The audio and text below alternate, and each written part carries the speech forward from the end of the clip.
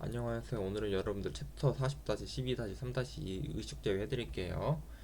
여기에 여러분들 의식 제외를 왜 하냐면 이게 균등론 판단할 때 하나의 요건이니까 하는 거잖아요.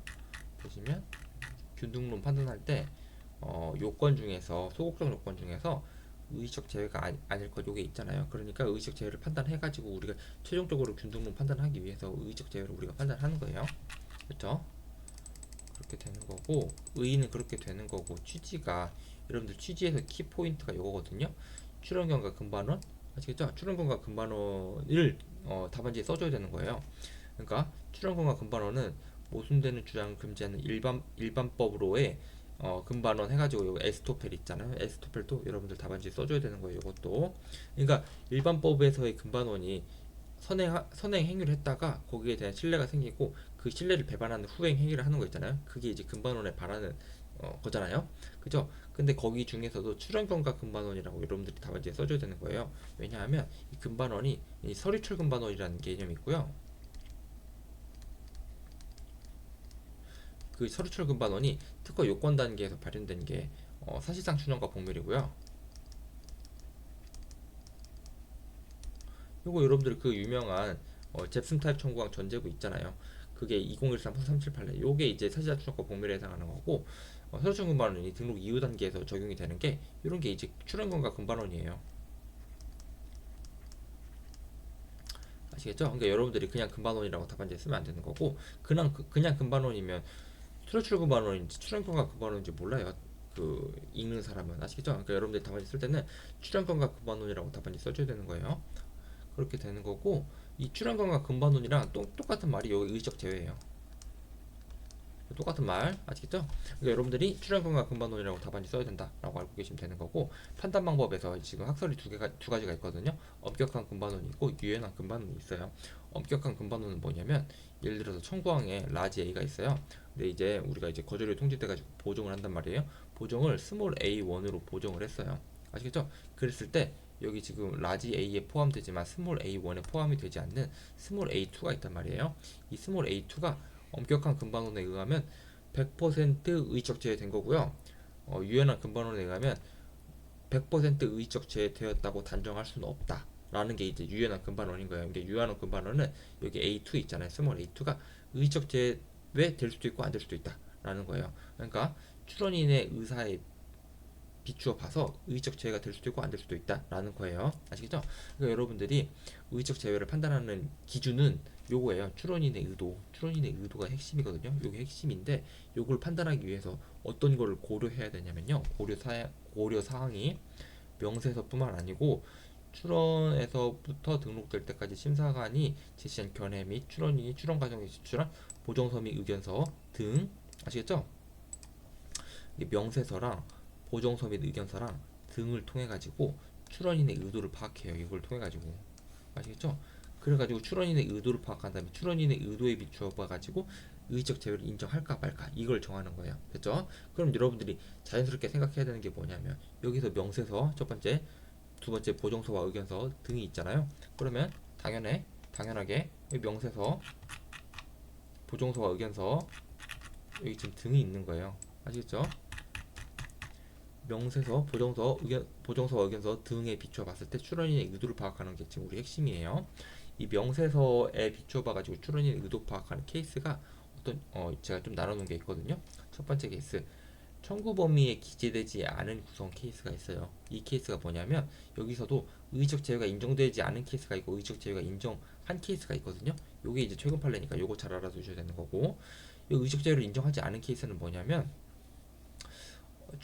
출원인이 출원 시에 문제가 되는 침해 대상 구성을 용이하게 생각할 수 있음에도 불구하고 그것을 청구 범위에 적지 않았어요.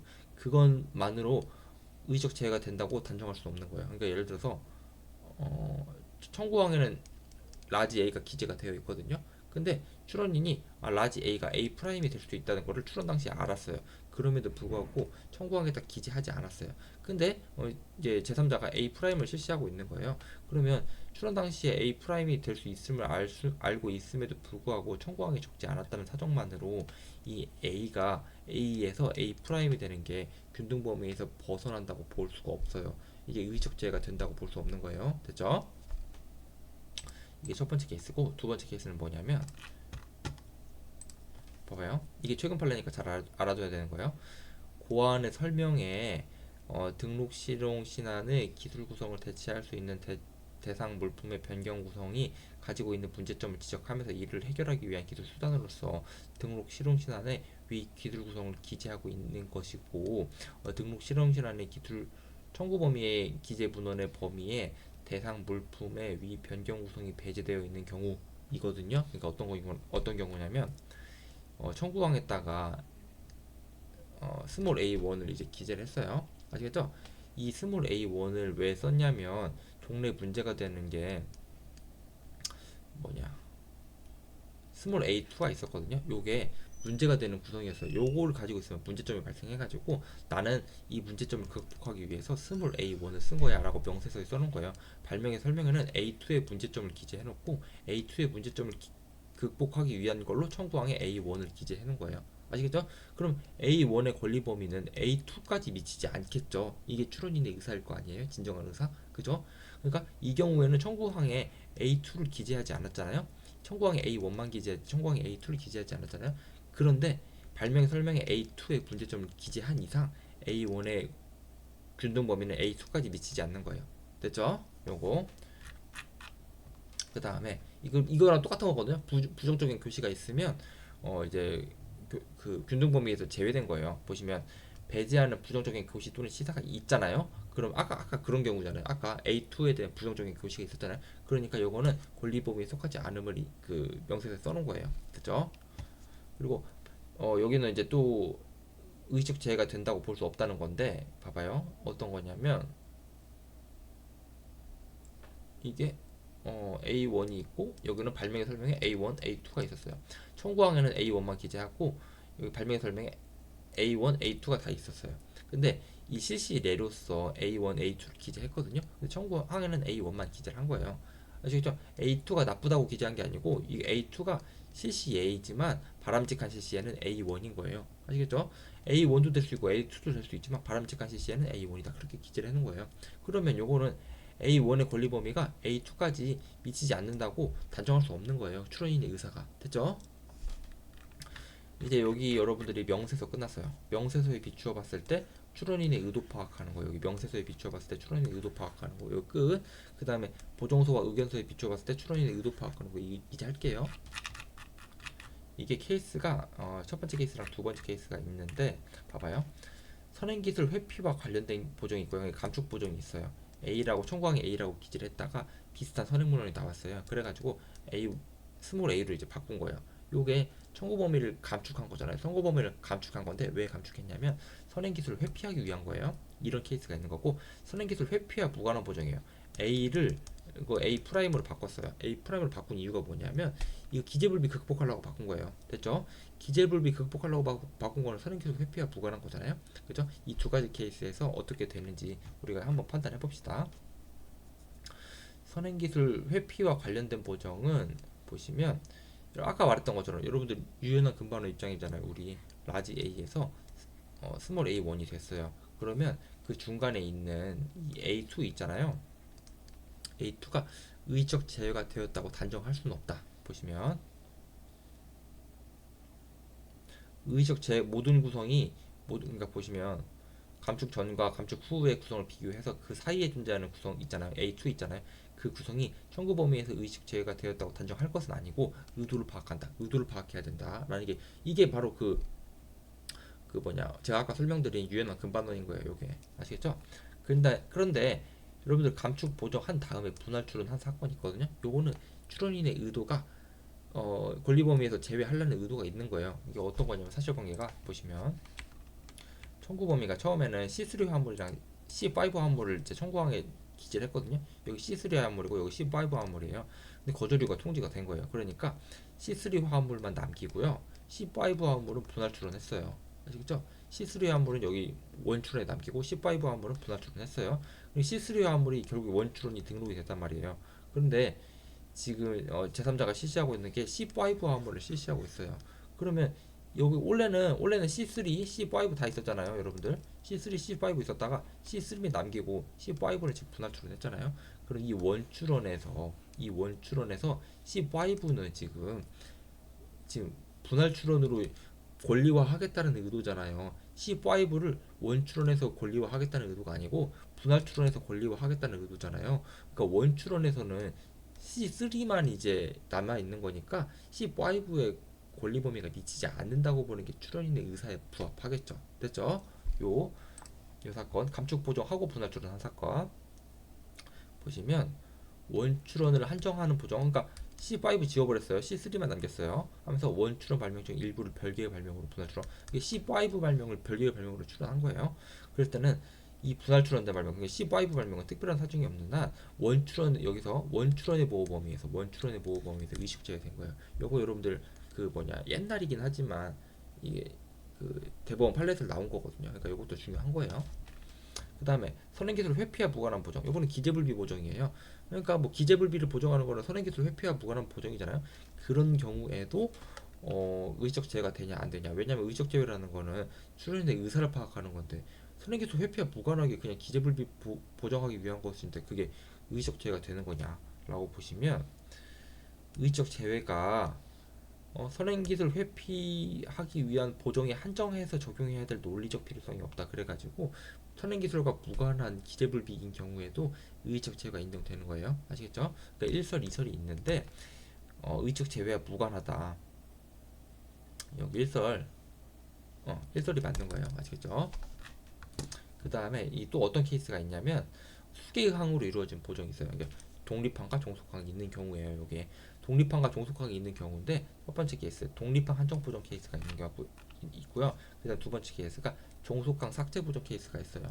보시면 이 독립항 한정 보정 케이스에서는 키워드가 뭐냐면 특허 발명 전체를 종합적으로 관찰하거든요. 그죠?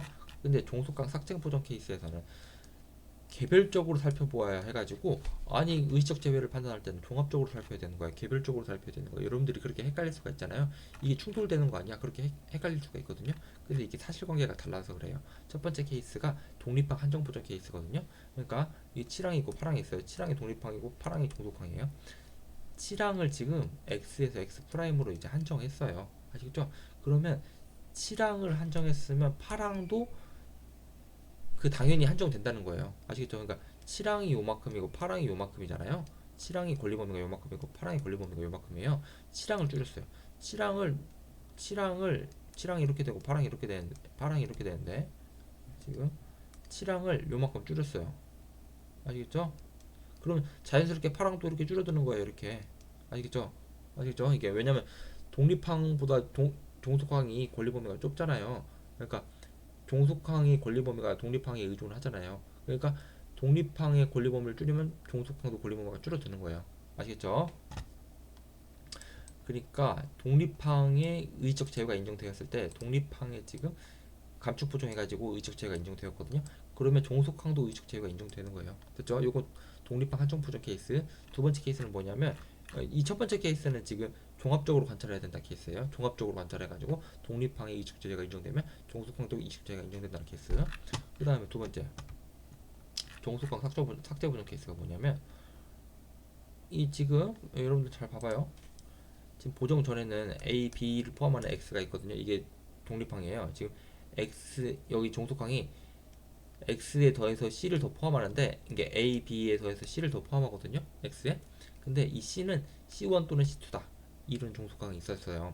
근데 보정을 어떻게 했냐면 이 종속항을 이거 삭제해 버렸어요. 이 청구항 2항을 삭제해 버리고 이 C가 C1이나 C2잖아요. 그죠? 그 중에서 C1만 독립항으로 올렸어요. 여기서.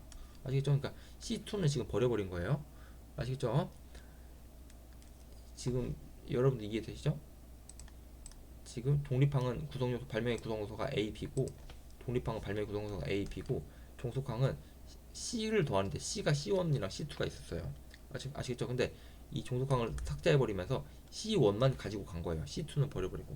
그랬을 때 청구항 2항이 삭제되었다는 사정만으로 청구항 1 지금 C1에서 그죠? C2까지의 균등 범위가 의적 제외가 되었다고 단정할 수 없다. 요거는 개별적으로 봐야 된다는 판례예요. 요거는 개별적으로 살펴봐야 된다는 판례 아시겠죠? 첫 번째 종합적으로 살펴봐야 된다는 케이스는 여러분들 그 얘랑 두 개가 상충되는 게 아니고요. 종합적이랑 개별적인 상충되는 게 아니고 이 사실관계 나오면 이거 쓰는 거고요. 이거 사실관계 나오면 이거 쓰는 거예요. 그냥 아시겠죠? 그 다음에 여러분들 보정서와 의견서 중에서 보정서 없이 의견서만 제출한 경우에도 마찬가지로 적용된다. 요것도 이제 옛날에 막 중요하게 다뤄졌거든요. 이거 잘 알고 계세요. 지금은 좀 그게 시간이 오래돼가지고 좀 중요도가 떨어지긴 했는데. 그러니까 우리 지금 뭐 했어요? 여기 명세서로 출원인의 의도 파악하는 거 했죠. 그 다음에 보정서와 의견서로 출원인의 의도 파악하는 거 했어요. 그 다음에 등이 있어요. 등, 기타.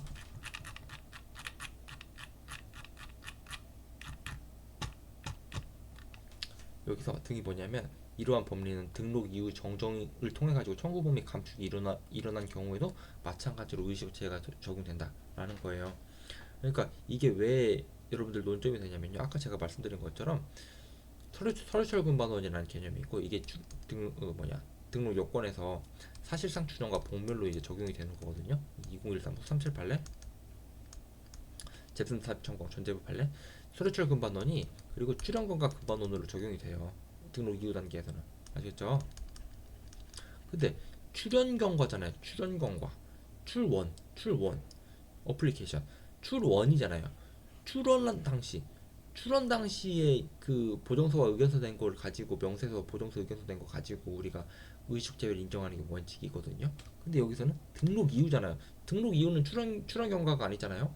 그럼에도 불구하고 의식 제외를 인정해 줄래 말래가 요게 핵심이에요. 요게 옛날에 그게 그 대법원 판례에서 나오고 이게 중요하게 다뤘어요. 그러니까 출원 경과가 아니어도 등록 이후여도 출원 경과 근반원을 확장해서 해석을 해줄래 말래 요게 논점인 거예요. 여러분들 아시겠죠? 결론적으로는 말하면 등록 이후의 정정도 의적 제외를 인정해주겠다는 거예요. 그러니까 여러분들이 이런 출연 경과라는 히스토리를 모르면 아니 뭐 당연한 거 아니야 그렇게 생각을 하는데 이게 당연한 게 아니에요. 아시겠죠? 그 다음에 요거는 사실 엄격하게 말하면 의적 제외가 아니에요. 요거는 그냥 출연 경과 금반원이 아니고 일반법에서의 그냥 금반원인 거예요. 요거는 그냥 남들 책에 있길래 제가 써놓은 거예요. 요거는 그러니까 별개의 소송에서 상반된 주장하는 거 있잖아요. 그거는 금반원에 어긋난다고 볼 수 없다. 요 판례거든요. 요거는 균등론 판단할 때 의식 제외하는 게 아니에요. 근데 그냥 제가 남들 책에 있어가지고 제가 뭐 빼놓으면 여러분들이 욕할까봐 제가 써놓은 건데 어떤 거냐면 여러분들 요거 청구항이 봐봐요. 청구항의 이율배반성이라는 게 있거든요. 봐봐요. 이게 넓으면 여러분들 청구항 쓸 때 넓게 써야 돼요, 좁게 써야 돼요. 넓게 쓰면 이게 등록 받기는 어렵죠. 등록 잠깐만 넓게 쓸 때 좁게 쓸 때 등록 받기 그 다음 등록 이후 넓게 쓰면 등록 받기가 어렵죠. 근데 넓게 쓰면 등록 이후에는 좋죠. 아시겠죠? 근데 좁게 쓰면 등록 받기가 좋죠. 청구항 좁게 쓰면 등록 이후에는 안 좋죠. 아시겠죠? 그러니까 넓게 쓸지 좁게 쓸지를 둘 중에 하나를 골라야 되거든요. 그러니까 출원인이 넓게 쓸지 좁게 쓸지 보이지 않는 손해에 의해 가지고 결정된다고 조영돈 교수님이 그래요. 그죠? 두 개 중에 하나를 선택을 해야 되는 거예요. 두 개의 장점인 등록 받기도 쉽고 등록 이후에 권리 범위도 높고 이거는 할 수가 없어요. 이거는 아시겠죠? 그래서 딱 이 사건이에요. 갑이 있고 을이 있었어요. 지금 갑이 등록받았단 말이죠. 갑이 등록받고 지금 갑이 을한테 권리범위하게 심판을 청구를 했어요. 권리범위하게 심판했을 때는 아니 갑이 권리범위가 넓게 해석되고 싶어 하죠. 그죠? 그러니까 넓게 주장을 했어요. 이 권리범위에 대해서 넓게 주장을 했어요. 근데 을이 갑한테 부유심판을 청구한 거예요. 부유심판을 청구하니까 이 특허권이 좁게 해석돼야 부유가 안 될 거 아니에요. 아시겠죠? 그러니까 얘는 골라먹기 그렇게 하고 있는 건데 보호범위 주장할 때는 넓게 주장하고 등록요건 주장할 때는 좁게 주장하고 하나의 특허권에 대해 가지고 그렇게 하는 거 여러분들 금반론에 반하는 거예요? 반하는 거 아닌 거예요? 금반원에 반하는 게 아니다. 아시겠죠? 요거는 근데 엄격하게 말하면 이거 그냥 민법 얘기지 이거 특허법 얘기 아닌 거예요. 이거 아시겠죠? 아무튼 별개의 소송에서 상반대 주장하는 거는 금반원에 반하는 게 아니다. 라고 알고 계시면 되는 거예요.